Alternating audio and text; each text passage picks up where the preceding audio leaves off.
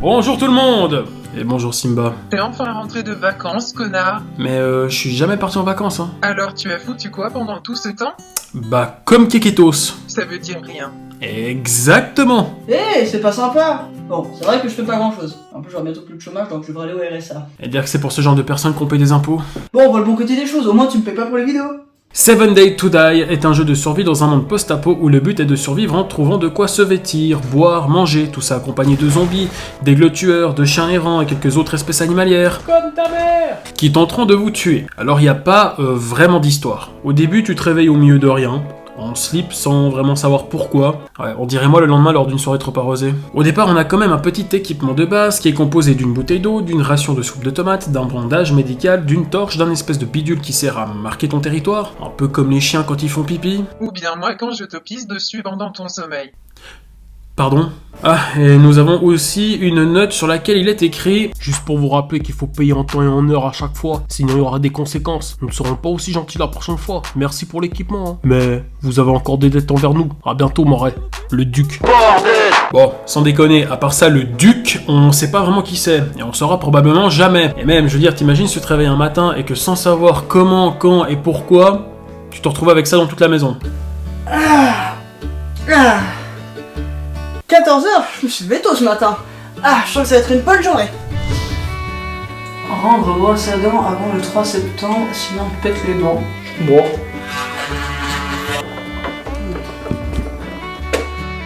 Si tu vois tout, t'es mort. Oups. Bon ben, je suis mort. J'ai un petit creux. Celui-là, il est à moi. Bon, pas grave. Celui-là aussi.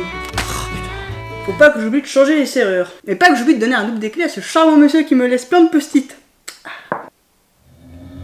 Ah oui, c'est vrai, je suis mort. Bref, du coup, le but du jeu est de se préparer à la horde, qui arrive tous les 7 jours. Alors, pourquoi tous les 7 jours? Je vois qu'une seule explication possible. Oh putain, mec, un zombie! Mais ils sont passés où les autres? Excusez-moi, on est quel jour aujourd'hui? On est samedi? Samedi? Ah mince! Non, parce que c'est le dimanche, la journée barbecue humain avec les copains. Y'a aucun problème, ça arrive de se tromper, je me trompe tout le temps. Hein. Bon bah c'est pas grave, je repasserai. Bon bah alors à demain!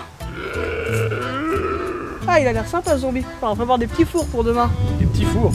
Mais c'est nous les petits fours! Ah bon? Bah oui!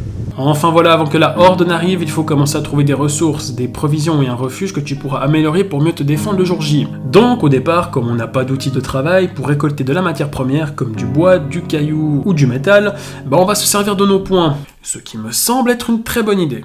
J'ai enfin fini de faire ma pelle. Tout ça grâce au bois que j'ai coupé, aux cailloux que j'ai cassés, tout ça grâce à l'aide de mes mains. Par contre maintenant, j'ai les mains complètement broyées, je vais pas pouvoir me servir de ma pelle. Par contre, j'avais pas remarqué, il fait un peu frais. Il y a comme un courant d'air. Bon. Mais bon, une fois qu'on a réussi à crafter quelques outils, là le côté fun du jeu se fera ressentir, étant donné qu'il va falloir récolter de la matière première pour évoluer. Ce qui fait que le 80% du temps de jeu, vous allez faire ça.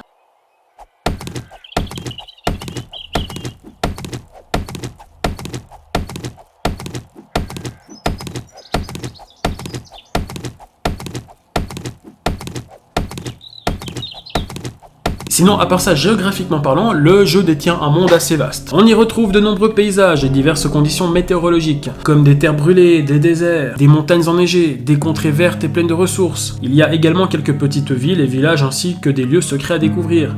Du coup, au niveau de l'exploration, c'est très sympa, d'autant plus que c'est un monde ouvert, du coup on a la possibilité de se promener un peu partout. Et attention à ne pas reproduire ça dans la vraie vie. Mais tu fais quoi chez la voisine? Oh, je suis venu voir si ça va bouffer. Et t'es rentré comment? La fenêtre était ouverte, donc j'en ai profité. Putain mais mec, on n'est pas dans un jeu là, on est dans la vraie vie. Dépêche-toi de sortir avant qu'il appelle la police. Elle pourra pas appeler la police, je l'ai buté. T'as fait quoi? Bon, je te laisse, je dois aller à l'hôpital chercher des médicaments. À toutes! Ça va être une grande aventure!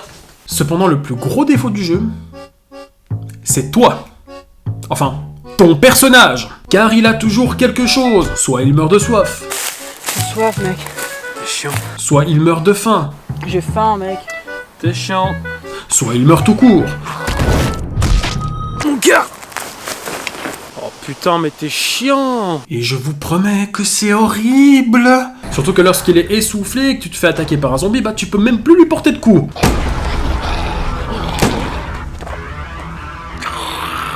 Ketos, tu fais quoi? Tape-le! Je peux pas! Mais mec, tu veux quoi? Une hachette? Un masque Covid? Des infectants peut-être? J'ai aussi des antibiotiques. Mon ventolin, s'il te plaît! Vas-y, démarre-toi. Non mec, attends! J'ai plus de souffle! Non, vivant, je me vengerai! Et le pire, c'est que tu vas souvent te battre pour faire en sorte que ton personnage ait suffisamment d'énergie afin de pouvoir effectuer quelques actions. Je vous jure, des fois, ça se demandait si on contrôle pas ce genre de personnage. Nom de bleu, ils sont partout! Je vais les buter! Mais non, papy, il faut que tu prennes tes médicaments et que tu fasses ta sieste! Ouais, me touche pas, toi, puis va te mettre un pantalon! Ils vont retourner dans leur tombe, tu vas voir! Mais c'est toi qui as fini dans une tombe, papy! À faire! Et plus vous avancerez dans le jeu, et plus votre personnage, suivant comment, il sera très vite affaibli. Et du coup, il y a une technique pas très cato, c'est que vous pouvez mettre fin à vos jours, afin de vous retrouver avec un personnage tout frais et en bonne santé. Ce qui donne lieu à des situations comme celle-ci. Ah, c'est pas pratique de se fouler la cheville. Putain, j'ai mal. J'ai peut-être une idée. Ah, ça va mieux. Ah, j'arrive pas à travailler, mec. J'ai pas assez de souffle. Tu veux ton pantalon? Non, attends, je pense que j'ai une meilleure idée. Ah, ça va mieux. J'ai plus de problème pour respirer là, d'un coup. Ah, en fait, je t'ai pas dit. Je t'ai trompé avec ton meilleur pote. Quoi?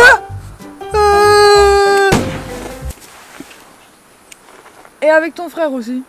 Putain, quelle vie de merde! Bon, parlons maintenant des zombies. On a toutes sortes de zombies. Certains sont assez terrifiants, d'autres un peu plus coriaces que les autres. On a des cow-boys, des infirmières, des gros, des trucs rampants, bref, toutes sortes de styles. Et leur vitesse est influencée par le temps. C'est-à-dire que la journée ils sont assez lents, mais le soir à 22h pile, lorsque vous entendrez ça, là, d'un coup, ils se mettent à courir. Du coup, on passe de ça Sinon, à part ça, mec, j'en ai un petit peu marre de manger du rat mort. à ça. Alors au début, quand tu connais pas très bien le jeu, ça peut très vite te surprendre. Ils sont pas un peu lents, là? Même ma grand-mère morte marche plus vite. C'était quoi ce bruit? Je sais pas, on a dit un avion. Bref, une fois que vous êtes fin prêt à affronter la horde, il est temps de passer à l'action. Le dernier jour, au soleil couchant, on peut constater que la couleur du ciel est très rouge. D'ailleurs, on appelait cette nuit la nuit sanglante. C'est un petit peu comme si ta copine avait ses règles, sauf que c'est quand même moins pénible d'affronter une horde que ses sauts d'humeur. Blague invalide. Blague invalide. Bien, du coup il vous reste quelques secondes avant que la horde n'arrive. La nuit risque d'être mouvementée. C'est le calme avant la tempête. En plus de ça, le ciel est tellement rouge. On dirait presque du sang. Avec mes amis, nous nous préparons une dernière fois avant la bataille. Je prends de quoi me nourrir et m'hydrater. Je me munis d'un maximum d'armes et de munitions. Et voilà, nous avons plus qu'à attendre la horde nous arriver contre. Allons-nous survivre? Est-ce qu'on va finir comme ces morts vivants? Allons-nous perdre des amis? Je ne sais pas. Mais l'heure de la mort a sonné.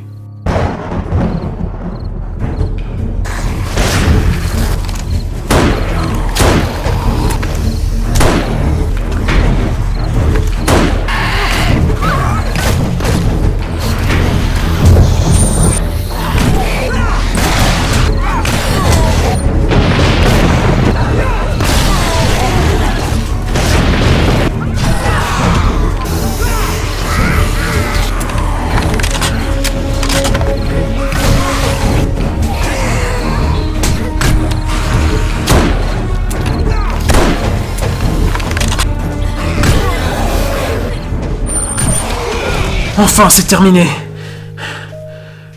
Après une longue bataille acharnée, nous avons survécu. Mes amis sont toujours en vie, mais... jusqu'à quand? Jusqu'à quand nous allons encore tenir? Tout ce que je sais, c'est que d'ici 7 jours, on va devoir affronter une horde encore plus grande que celle-là. Et peut-être que dans 7 jours, ce sera la fin.